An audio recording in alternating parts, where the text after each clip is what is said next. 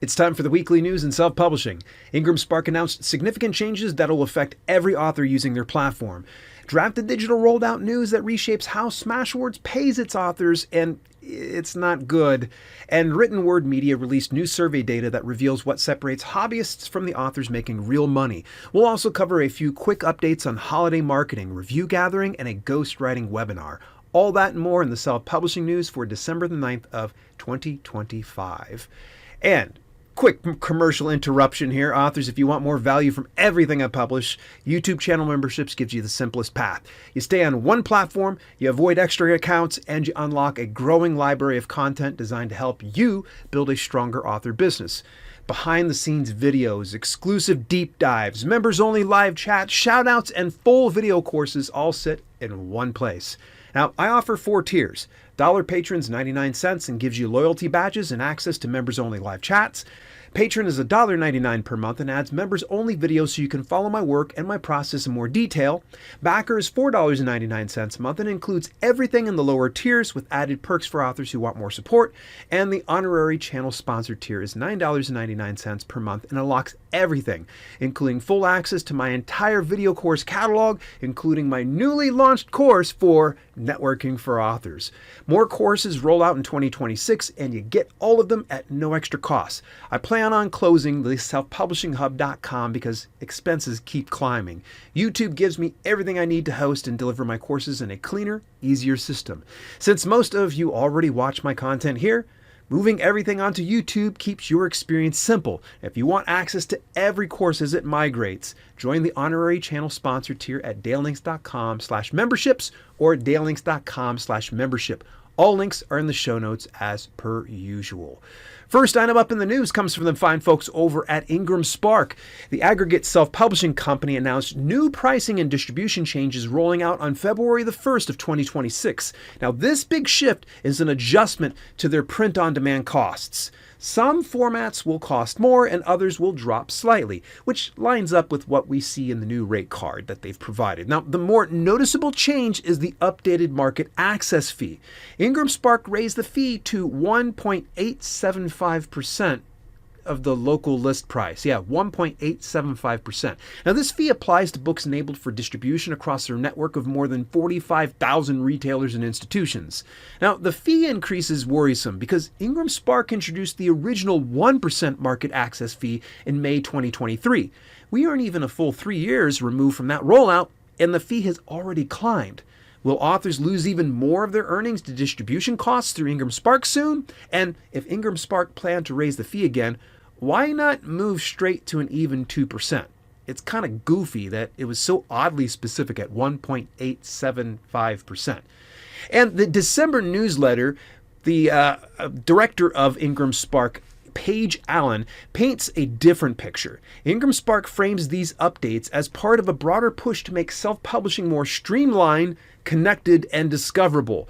They tease new tools, including a metadata assistant, a revamped cover generator, and expanded opportunities through Bookfinity and other Ingram channels.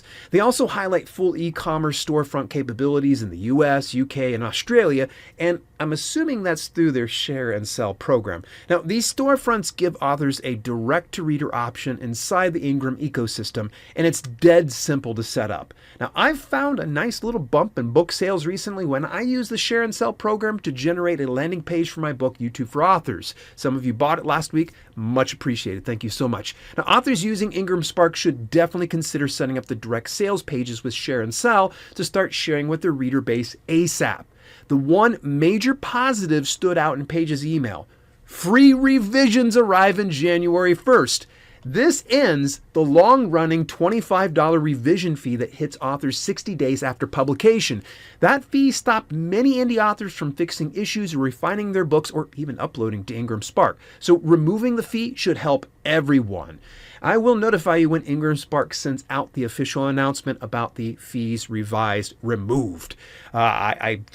it's incredible that we don't have to sweat the $25 fee, but we can already see that there was an increase, of course, in the market access fee. The rest of the newsletter focused on long-term vision. IngramSpark wants a stronger brand, more discovery tools, and more pathways that connect authors and readers. My Discord community picked up on the tone early. Someone joked in Discord that all these new tools probably mean IngramSpark will take more of our money. Turns out they were right. We get a few perks, but we also pay more to stay in the ecosystem. It's cost of doing business here, folks. Let's move a little further forward here from the fine folks over at Draft2 Digital. Oh man, I wish this was good news. The aggregate publishing company Draft2 Digital shared tough news about Smashwords royalties this week. After nearly 18 years, the Smashwords store will update its royalty structure on January 1st of 2026. Books priced under $2.99 will earn a 40% royalty, which is a major drop from the old structure where many price points paid more than 70%. Books priced above $2.99 will earn 75%. Draft2 Digital points out this is still the highest royalty rate among major ebook retailers, but authors who rely on lower price points will feel the change in a big way. I'll have to agree that it's still a fairly high royalty, but in comparison to platforms like Lulu, where you get 90%, or Later Press, where you get 100%, it's definitely not among the highest royalty rates. Is it higher than Amazon KDP? Sure, by 5%. But is that enough to really notice? Well, you be the judge. Smashwords built its reputation on strong author earnings, even after D2D took 10% of the list price. I love Smashwords, and I've always appreciated how fairly they've paid authors, but I'd be lying if I didn't say I'm disappointed. At the same time, I know D2D carries a heavy cost load behind the scenes. They handle file conversion, retailer outreach, merchandising pitches, and library distribution efforts. It's possible this change helps them manage ongoing expenses or support improvements across the site. Smashwords has been around for a long time, so I'm not shocked to see an adjustment. The better question is, why did it take this long? The royalty chart tells the story clearly. A 99-cent ebook used to pay about 56 cents, now it's 40 cents. A $1.99 ebook used to pay roughly $1.39, now it pays 80 cents. Higher priced ebooks shift little less. A $2.99 ebook increases slightly from $2.21 to $2.24. Now every price at $2.99 and up moves to the flat 75% list model. Authors will need to weigh whether higher pricing makes sense in the Smashwords ecosystem going forward. All of this lands right as the Smashwords end of year sale gets underway. And I've shared a lot about their annual sales, and they have always been just quite a boon on some people's businesses. It's been very good to their businesses, if you will. The event runs through the end of the day on January 1st and features nearly 275,000 discounted ebooks, including more than 90,000 free ebooks. Readers get deep discounts, gifting options, and a massive catalog across fiction, nonfiction, romance, sci-fi, fantasy, and more. Smashwords leans on DRM-free downloads, that's digital rights management, which remain a big draw for readers who want flexibility across devices. Now, although the timing is tough, the platform continues to grow. Smashwords storefront sales have been rising year over year. If royalty rates shifted downward, we can hope to see improvements in discoverability, merchandising, or site features. And I want to give a big shout out to Smashwords founder Mark Coker. It's people like Mark who have paved the road we're walking on right now. Moving a little further forward from the fine folks over at Written Word Media, they released the 2025 Indie Author Review Survey. Now, with over 1,300 authors sharing how they publish, market, and earn. The survey leans towards serious self-published and hybrid authors, so this data speaks directly to working indies, not just casual dabblers. The clearest pattern shows up once authors pass the $1,000 per month mark. That group almost always shares 4 traits. 1, larger catalogs, often like 10 or more books with many built into series. Number 2, active email lists that drive ongoing sales. Number 3, regular marketing and promotional spend. Number 4, a business-focused mindset that guides their decisions. Now, many authors that fall under the $100 per month mark, and that is normal in the early stages. About 44% of surveyed authors sit in this bracket. Most share a few common traits. Number 1, small catalogs with only a few books. Number 2, little or no email list. And 3, minimal or inconsistent marketing spend. Now, my 2 cents? The higher earning authors usually have years of experience and a bigger budget to reinvest. The newer authors slipping into the higher earning bracket are most likely outliers or an exception to the rule. This business takes time, folks, so if you feel stuck under $100 per month, you're merely too early in your journey for those results. Just stick with it. The survey also shows that write more to earn more has limits. A bigger catalog helps, especially when you build a series, but you still have to work within your own pace. If you only manage 1 book a year, forcing yourself into a rapid release schedule can break you. I've learned this by my own experience. In that case, your growth comes from better marketing and promotion for the books you already have, not from chasing a release calendar that doesn't fit your life. Email lists come through as the single strongest lever. Authors with an email list earn a median of about $300 per month or more. Authors without a list earn a median of about $15 or less per month. Top earners also hold the largest lists and state their own newsletters as one of the most effective marketing tools they use. The message is simple. Start your email list now, even if you only have 1 book. Use tools like MailerLite, Substack, or any other platforms like that. Send imperfect emails and adjust as you go. You don't need to have like Jedi mind tricks to do email marketing here, folks. You see results because you show up, not because every email looks fancy. Now, for a more granular view of the survey by Written Word Media, I highly recommend digging into this piece. It's eye-opening in more ways beyond what I have shared.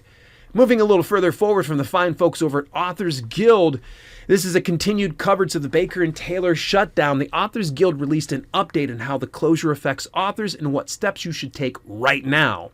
Baker and Taylor has been one of the largest suppliers of books and media to public and academic libraries, moving a significant share of the library distribution market.